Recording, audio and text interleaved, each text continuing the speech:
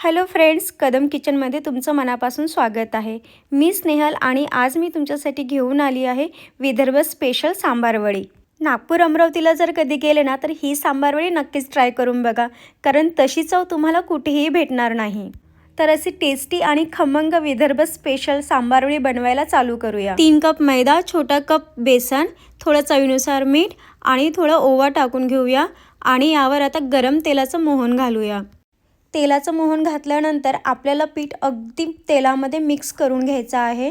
अगदी हाताने असं गोळा बनेल असं पीठ आपल्याला मिक्स करायचं आहे। आता थोडं पाणी घालून आपण पीठ मळून घेऊया। पीठ मळताना लक्षात ठेवा, आपल्याला जास्त घट्टही नको आणि पातळही नको। तर इथे पीठ मळून झालेलं आहे। आता याला आपण झाकून ठेवूया आणि आता मसाला रेडी करूया।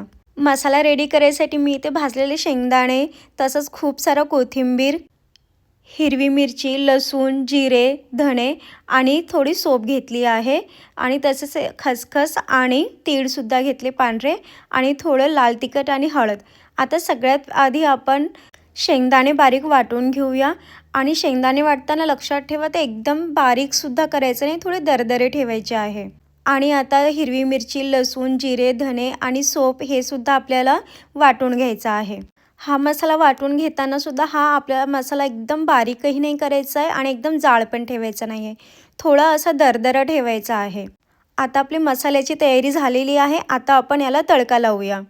पॅनमध्ये ऑइल घालूया, गरम झालं की त्यामध्ये वाटण घालूया आणि याला आता थोडं मिक्स करून घेऊया। थोडं खरपूस भाजून झालं की त्यामध्ये ॲड करूया तीळ आणि खसखस।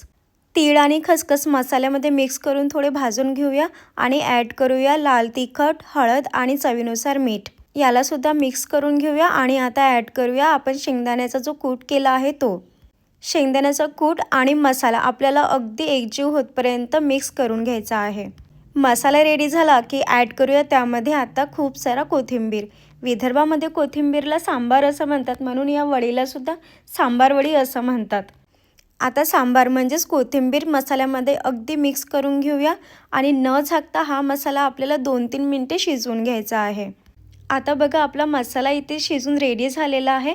आता याला आपण 5-6 मिनिटं थंड होऊ देऊया। एकीकडे आपण जे पीठ भिजवून ठेवलं होतं ते सुद्धा आपलं मुरलेलं आहे। आता ते काढून घेऊया आणि त्याला थोडं मळून घेऊया। आता त्याचे छोटे छोटे आकाराचे गोळे बनवून घेऊया। गोळे आपल्याला पुरीसाठी जो आपला गोळा असतो त्याच्यापेक्षा थोडासा मोठा घ्यायचा आहे। इथे मी सगळे सेम आकाराचे गोळे बनवून घेतले आहे आणि आता मी याच्या थोड्या पातळ अशा पुरीपेक्षा थोड्या मोठ्या अशा चपात्या लाटून घेणार आहे। ही चपाती आपल्याला जाडी पण नकोय आणि एकदम पातळही नको। चपाती आपली लाटून झाली आहे। आता यावर आपण जो मसाला रेडी केला आहे सांबारवडीचा तो घालून घेऊया। सांबारवडीचा जो मसाला आहे तो घालताना अगदी सेम प्रमाणात घाला, म्हणजे आपल्या सगळ्या सांबारवड्या ह्या सेम आकाराच्या बनून रेडी होतील। सांबारवडी चिटकण्यासाठी मी इथे थोडं पाणीही लावते आहे आणि आता तुम्ही व्हिडिओमध्ये बघू शकता मी कसं फोल्ड करून सांबारवडी बनवते आहे। अशा पद्धतीने सांबारवडी जर तुम्ही बनवली तर सांबारवडी तुमची तेलामध्ये फुटणार नाही।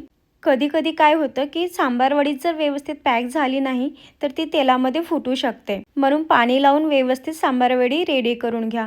अशाच प्रकारे मी बाकीच्या सुद्धा सांबारवड्या इथे रेडी करून घेणार आहे। तर सांबारवड्या आपल्या सगळ्या बनून रेडी झालेल्या आहे। इथे माझ्या 10 सांबारवड्या बनलेल्या आहे। तर आता एकीकडे तेल गरम करून घेऊया आणि सांबारवड्या तळून घेऊया।